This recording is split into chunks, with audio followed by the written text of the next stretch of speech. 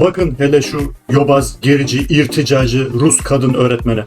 Rus olmuşsun ama örümcek kafalılıktan kurtulamamışsın. Ne demek bu çağda kadın ve erkek arkadaş olamaz? Terbiyesiz. Biraz çağdaş ol arkadaşım.